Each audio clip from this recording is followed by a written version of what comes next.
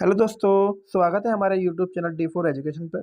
जैसे कि आपने थंबनेल में देखा ही होगा, आज हम पढ़ने वाले हैं 10 मोस्ट इम्पॉर्टेंट अभिक्रियाएं। उससे पहले थोड़ा बेसिक जान लेते हैं ताकि उन अभिक्रियाओं को समझने में हमें आसानी हो। आइए हम लोग जानते हैं थोड़ा बेसिक। सबसे पहले हम जानते हैं हाइड्रोकार्बन। हाइड्रोकार्बन क्या होता है? जिसमें हम हाइड्रोजन और कार्बन के बारे में अध्ययन करते हैं। हाइड्रोकार्बन दो प्रकार का होता है। नंबर एक संतृप्त, नंबर दो असंतृप्त। संतृप्त में हम एल्केन के बारे में पढ़ते हैं, मतलब जहां हम सिंगल बॉन्ड के बारे में जानेंगे। और जो असंतृप्त होता है वहां हम एल्कीन और एल्काइन के बारे में पढ़ते हैं। एल्केन में सिंगल बॉन्ड, एल्कीन में डबल बॉन्ड और एल्काइन में ट्रिपल बॉन्ड। इनके सामान्य फॉर्मूले याद रखेंगे, CnH2n+2। और यही एल्कीन का होता है CnH2n, मतलब पहले का 2 टाइम्स। एल्काइन में क्या होता है? CnH2n-2। इसी पर कुछ एग्जाम्पल बना लेते हैं। जैसे एल्केन में अगर हम n=1 रखेंगे तो हमें मिलेगा CH4, जिसे हम मैथेन बोलते हैं। और 2 रखेंगे तो C2H6 मिलेगा, जिसे हम एथेन बोलते हैं। और ऐसे ही अगर हम आगे रखते जाएं तो हमें प्रोपेन, ब्यूटेन, पेंटेन मिलते रहेंगे। एल्कीन की बात करें तो n=2 रखने पर यहाँ 1 क्यों नहीं लिया? 1 इसलिए नहीं लिया क्योंकि 2 बॉन्ड लगाने के लिए हमें मिनिमम 2 कार्बन तो चाहिए ही चाहिए। इसलिए हमने n की वैल्यू कितनी ली? 2 ली। और जैसे ही 2 पुट की हमें मिला एथीन, और 3 पुट किया तो मिला हमें प्रोपीन। इसी में हम ध्यान रख सकते हैं, जब हम ट्रिपल बॉन्ड की बात करेंगे तो n=2 ही लेंगे। वही बात फिर से रिपीट हो जाएगी कि कम से कम 2 कार्बन तो चाहिए जहां हम डबल बॉन्ड या फिर ट्रिपल बॉन्ड लगा सकें। तो मैंने n=2 रखा। जैसे ही 2 रखा C2H2 मिल गया। इंपॉर्टेंट है, एथाइन आप इसे बोलते हो, और इसका जो साधारण नाम है एसिटिलीन या एसेटिलीन। आगे हम जानेंगे मैथेन। CH4 को मैथेन कहते हैं, C2H6 को एथेन बोलते हैं, C3H8 को प्रोपेन बोलते हैं, CH4H10 को ब्यूटेन, C5H12 को पेंटेन, C6H14 को हेक्सेन, C7H16 को हेप्टेन, C8H18 को ऑक्टेन, C9H20 को नोनेन, C10H22 को डेकेन। एक दो बार पढ़ लेना, याद हो जाएंगे। और वरना इस ट्रिक को देख लो। आप सबके लाइफ में, हमारी लाइफ में प्रॉब्लम तो आती ही है।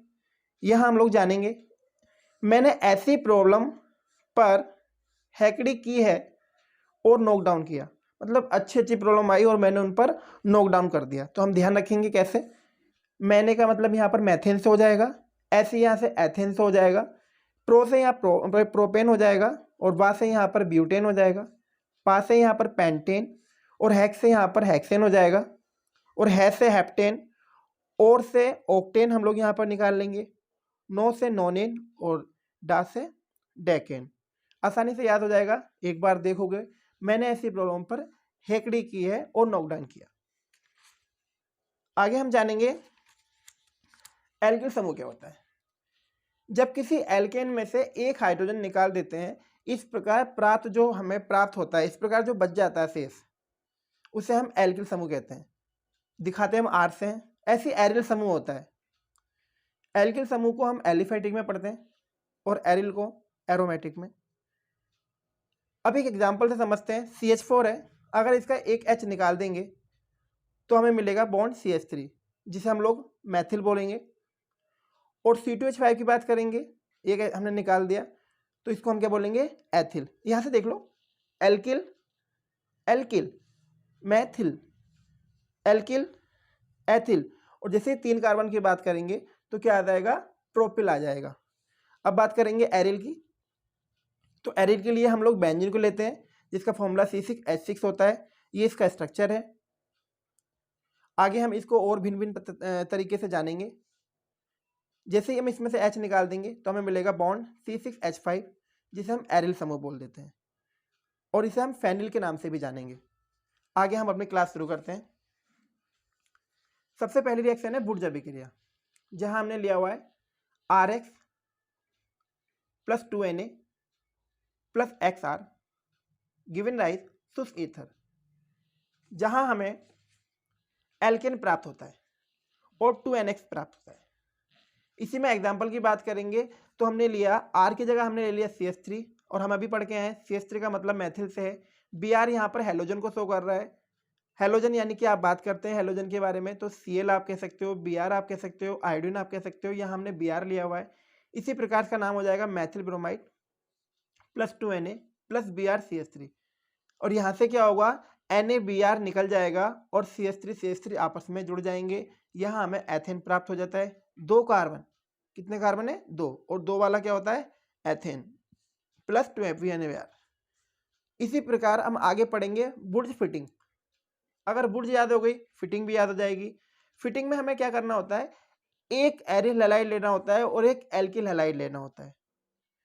दोनों को अगर आपस में क्रिया कराते हैं तो हमें यहाँ से NaX प्राप्त निकल जाता है और Ar यानी एरिल के ऊपर R हमें मिल जाता है। एग्जाम्पल से समझेंगे, बेंजीन के ऊपर Cl है जिसे हम क्लोरोबेंजीन कहते हैं। जब इसकी क्रिया हम सोडियम से कराते हैं और मैथिल क्लोराइड से कराते हैं तो NaCl निकल जाता है और बेंजीन के ऊपर CH3 जुड़ जाता है जिसे हम टॉलुइन बोलते हैं। NaCl आप जानते हैं सोडियम क्लोराइड। आगे हम इसी प्रकार पढ़ेंगे फिटिंग। फिटिंग में क्या है, फिटिंग में दोनों ही हम एरिल समूह ले लेते हैं। जैसे यहाँ पर हमने वुड्स में क्या पढ़ा, दोनों कैसे थे एल्किल थे, और वुड्स फिटिंग में एक एल्किल था और एक एरिल था। तो यहाँ पर फिटिंग में क्या है, दोनों एरिल है। बेंजीन के ऊपर यहाँ बेंजीन से Cl जोड़ रखा है, यहाँ भी बेंजीन से Cl जोड़ रखा है, और 2Na शुद्ध इसके ऊपर ईथर की उपस्थिति में रिएक्ट कराया डाइफेनिल। बेंजीन जो जुड़ जाते हैं इसको हम बोलते हैं फेनिल। तो बेंजीन के लिए क्या आ रहा है फेनिल आ रहा है, 2 है तो डाई, 3 होंगे तो ट्राई, इस तरीके से प्लस 2NaCl। अल्मेन अभिक्रिया पढ़ते हैं नेक्स्ट। अल्मेन के लिए हम क्या करते हैं, अल्मेन अभिक्रिया यहाँ पर क्या है फेनिल ग्रुप है, इससे आयोडीन जुड़ी हुई है फेनिल, जिसका नाम हो जाएगा क्लोरोबेंजीन। जैसे हमने यहाँ जाना था तो इसका क्या हो जाएगा आयोडोबेंजीन। 2Cu से क्रिया कराते हैं, यहाँ गर्म करते हैं तो हमें फिर से डाइफेनिल प्राप्त होता है। नेक्स्ट है विलियम संश्लेषण अभिक्रिया, इंपॉर्टेंट है ध्यान रखना। RX जहाँ एल्के हैलाइड की क्रिया सोडियम एल्कोक्साइड से कराते हैं तो ROR- प्राप्त होता है और NX। इसमें एग्जांपल में देखेंगे R की जगह हमने लिया हुआ है CH3CH2, यानी कि हम कह सकते हैं C2H5। C कितने 2, H कितने 5, यानी C2H5 क्या होता है एथिल, और इसकी क्रिया किससे कराएंगे हम लोग NaOCH3, यानी कि इसका नाम बताएंगे तो क्या हो जाएगा नाम, सोडियम जैसे एल्कोक्साइड है तो क्या हो जाएगा मिथोक्साइड, क्योंकि एक कार्बन है, एक कार्बन तो मेथेन, NaBr निकल जाएगा NaBr, और ये क्या बन जाएगा मैथोक्सी एथेन। मैथोक्सी एथेन, यहाँ पर जो OCH3 दिख रहा है OCH3 यहाँ पर मिथोक्सी ग्रुप है। एथेन क्यों आया, क्योंकि 2 कार्बन है एथेन, इसी को हम मैथिल एथिल ईथर भी बोलते हैं। नेक्स्ट समझेंगे CH3CH2I NaO C2CH3, यानी कि दोनों ही अगर हम सेम लेंगे, यहाँ R- है ना, तो इसका मतलब ये होता है कि यहाँ ये R अलग है और ये अलग है, और दोनों सेम भी हो सकते हैं। तो क्या होगा इथोक्सीथेन, या फिर जैसे अभी हमने यहाँ पढ़ा था 2 के लिए डाई का यूज करते हैं तो CH3CH2, तो डाई क्यों यहाँ भी यही है, और 2 है डाई, और है क्या C2H5 जिसे हमने CH2CH3 करके लिखा हुआ है एथिल, और कौन सा ग्रुप है ईथर। आगे समझेंगे फिंकलस्टीन अभिक्रिया। CH3CH2Br की क्रिया जब हम Na से कराते हैं तो NaBr निकल जाता है और I यहाँ जाकर जुड़ जाता है NaBr, जिसे हम एथिल आयोडाइड बोलते हैं। इस अभिक्रिया में जैसे आपका ये मल्टीपल चॉइस में भी पूछा जा सकता है कि उस अभिक्रिया का नाम लिखिए जहाँ हेलोजन में विनिमय हो रहा है। देखो ये वाला हेलोजन निकल जाता है और ये वाला जुड़ जा रहा है। स्वार्ज अभिक्रिया की बात करेंगे तो स्वार्ज अभिक्रिया में CH3Br की क्रिया AgF से करा रहे हैं, यहाँ फ्लोरोमेथेन आपको मिलता है। आपसे पूछ सकता है कैसे प्राप्त करेंगे मैथिल ब्रोमाइड से फ्लोरोमेथेन, तो ध्यान रखेंगे इसको। नेक्स्ट है बी हाइड्रो हेलोजनीकरण, C2H5Br प्लस KOH और एल्कोहलिक है। जब भी हम एल्कोहल की बात करेंगे तो हमें जल तो निकालना ही निकालना है, Br तो निकल जाएगा और साथ ही साथ जल निकलेगा, तो हमें क्या मिलेगा यहाँ से CH2 डबल बॉन्ड CH2, जिसे हम बोलते हैं एथीन। क्या बोलते हैं एथीन, एथीन। और यहीं ये एक्वस होता तो क्या होता, KBr निकलता, ओनली KBr निकलता और OH जुड़ जाता। लास्ट 2 रिएक्शन हो रहे हैं, इसको पढ़ लेते हैं हम लोग। फ्रीडा-क्राफ्ट अभिक्रिया। फ्रीडा-क्राफ्ट अभिक्रिया में पहली अभिक्रिया हम लोग पढ़ रहे हैं। जब हम बेंजीन की क्रिया CH3Cl से कराते हैं निर्जल AlCl3 की उपस्थिति में, तो हमें टॉल्यूइन प्राप्त होता है और HCl निकल जाता है। हमने स्ट्रक्चर हमने थोड़ा सा इससे बेसिक जाना था, उसी समय हम लोगों ने जाना था कि बेंजीन के प्रत्येक कोने पे H लगा होता है। तो यहाँ अगर H के साथ ये HCl निकल जाएगा और बचा हुआ CH3 पार्ट जुड़ जाएगा। नेक्स्ट है बेंजीन की क्रिया एसिटिल क्लोराइड से CH3COCl से करते हैं, तो फिर से वही HCl निकल जाएगा और बाकी पार्ट जुड़ जाएगा। यही अभिक्रियाएं आपकी पूछी जाती हैं, कैसे प्राप्त करेंगे, बेंजीन से टॉल्यूइन, बेंजीन से एसिटोफिनोन। क्लास कैसी लगी? अच्छी लगी तो शेयर करें, लाइक करें, सब्सक्राइब करें, और नेक्स्ट आप किस टॉपिक पर वीडियो चाहेंगे कमेंट बॉक्स में जरूर बताएं।